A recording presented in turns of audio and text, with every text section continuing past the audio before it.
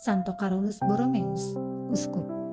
Carolus Borromeus lahir di Rocca de Arona, tepi Danau Maggiore, pada 2 Oktober 1538. Ia adalah putra kedua dari Ghiberto Borromeo dan Margherita de Medici, saudari Paus Pius keempat. Di kemudian hari, ia menjadi kardinal dan uskup agung Milano, serta tokoh utama usaha pembaruan Tridentin. Dari seluruh kisah kehidupan dan karyanya, dapat dikatakan bahwa Carolus sudah ditentukan Tuhan sejak lahir untuk menjadi pelayan Allah bagi kemajuan gerejanya. Kurang lebih 40 tahun setelah meletusnya reformasi Protestan, Tuhan menggerakkan Carolus Borromeus untuk membantu Paus dalam usahanya menangkal segala sepak terjang para penganut Protestan.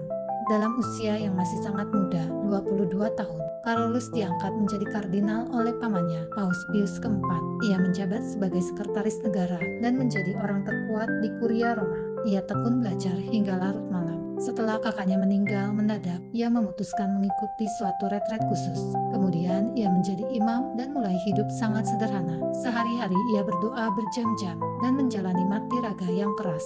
Ia membagi-bagikan kekayaannya kepada orang-orang miskin. Jumlah pelayannya diperkecil dan banyak dana disisihkannya untuk memberikan beasiswa. Ia dikenal sebagai salah seorang pemeran utama Konsili Trento. Bahkan keberhasilan konsili itu merupakan hasil jeripayahnya. Ia berusaha keras meneruskan Konsili Trento dan mendesak agar keputusan-keputusan konsili itu dilaksanakan. Dalam hubungan itu, ia meminta Paus agar ia dibebaskan dari tugasnya di Kuria Roma untuk membarui keuskupan Milano. Meskipun masih muda belia, Carolus sangat menyadari kebutuhan umatnya zaman itu. Pada masa itu, hidup keagamaan amat parah. Banyak anak tidak mengenal Tuhan, bahkan membuat tanda salib saja tidak bisa. Gereja-gereja sepi dari kunjungan umat, bahkan ada gereja yang diubah menjadi toko atau bangsal pesta. Para imam tidak bisa berkhotbah karena tidak terdidik dengan baik dalam bidang pewartaan iman. Carolus mengambil bagian di dalam sidang-sidang yang membahas pembaruan gereja. Lalu ia mulai bekerja sekuat tenaga untuk membarui keuskupannya.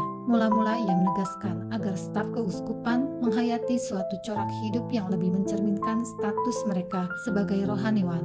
Ia sendiri memberikan teladan serta semangat doa, rajin mengaku dosa, berpuasa, dan hidup sederhana. Berulang kali ia mengunjungi paroki-paroki, menyelenggarakan rapat dengan para pastor, mengajar agama, dan berkhotbah. Pada tahap awal usahanya hampir kandas karena ia tidak bisa berbicara dengan lancar. Namun ia pantang menyerah dan senantiasa berbicara dengan penuh keyakinan untuk memberantas kebutaan anak-anak dalam hal keagamaan. Ia mendirikan sekolah-sekolah minggu.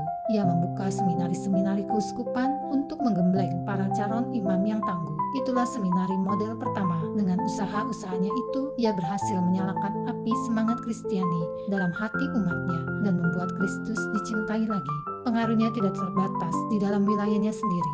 Terbukti pada 1576 ketika Milano terserang wabah sampar yang ganas, tempat tinggalnya dijadikan sebagai rumah sakit. Ia sendiri melayani sebagai perawat dan pembimbing rohani para pasien. Selain itu, ia masih juga menjalani tugas-tugas berat lainnya. Ia banyak mengadakan kunjungan-kunjungan ke wilayah-wilayah lain, seperti Italia, Switzerland, dan lain-lain, dalam usaha mengatasi kerisauan di dalam tubuh gereja akibat reformasi Protestan dan timbulnya bidah-bidah. Ia berusaha memekarkan kembali kehidupan menggereja di daerah-daerah yang semangat imannya telah lemah. Namun ada saja orang yang menentang kebijaksanaannya. Beberapa biarawan yang tidak mau ditertibkan berusaha melawan melalui pembunuh bayaran. Untunglah ia selamat. Ia disukai umat dan dianggap sebagai penyelamat kota Milano. Pemerintah sendiri yang seharusnya merasa beruntung dan oleh sebab itu harus berterima kasih kepada Carolus kurang menyukai dia, malahan memfitnahnya. Untunglah ia dilindungi oleh Paus. Memang dalam berbuat baik kita pasti menghadapi begitu banyak cobaan dan rintangan.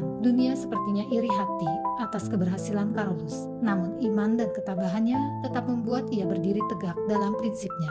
Pekerjaan berat ditambah penderitaan-penderitaan tersebut merongrong kesehatannya. Ia wafat di Milano pada 3 November 1584. Santo Carolus Borromeus, doakanlah kami.